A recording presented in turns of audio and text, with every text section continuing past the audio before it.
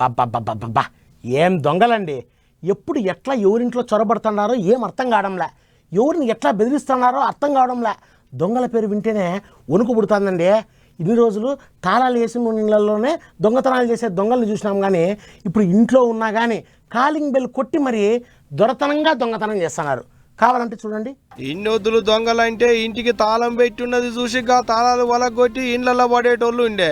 నడి మధ్య చేతి నక్కలు కూసేటాళ్లకు ఎవ్వరు లేకుండా చూసి మొత్తల పోయింటి కీనీడకు నడుచుకుంటా పోయి ఇండ్లలో ఉన్న సొమ్ములు సట్ర అన్ని లూటు చేసేటోళ్ళు ఉండే. కానీ ఇప్పుడు అట్టేం కాదు, ఈ దొంగలు కూడా రూటు మార్చేరు. నా రూటే సపరేట్ అన్నట్టు పట్టపగలే దొంగతనాలు చేస్తున్నారు. అంతేకాదు దొరం లెక్కనే ఇంటి ముంగడికి పోయి తలుపులు కొట్టి లేపి కండ్ల ముంగట్నే కనికట్టు చేస్తున్నారు. ఉన్న కాడికి ఊడ్చుకొని అవతల పడుతున్నారు. కంసే కమ్ ఇగోకి అక్కోళ్ళ ఇంట్లో కూడా గట్టినే అయిందట.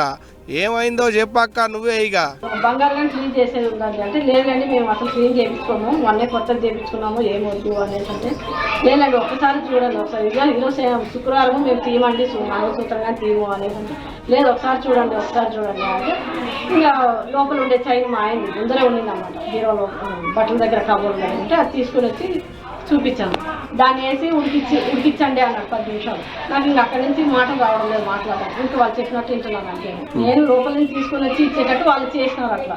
ఆగనాట ఇగో ఈమె పేరు రమాదేవి. కర్నూలు జిల్లా ఎమ్మిగనూరు మండలంలో ఉన్న లక్ష్మీపేట ఊరట వాళ్ళది. అట్ట ఎవరిలేందు చూసి ఇంట్లేసిన బండలు తేటగా చేస్తామని ఇంట్లోకి వచ్చిల్లట ఇద్దరు బద్మాషిగాళ్ళు. బండలన్నీ తేటగా చేసినాక ఈ బండలు ఒక్కటే కాదు, బంగారం ఎంజస్వంటి ఏమన్నా రంగు మారితే గాటిని కూడా తేటగా చేస్తామని నమ్మిచ్చిలా. అట్ట బంగారాన్ని కడిగేతందుకు పట్టుకొచ్చిన పౌడర్ ని రమాదేవి చేతుల్లో పోసిలాట.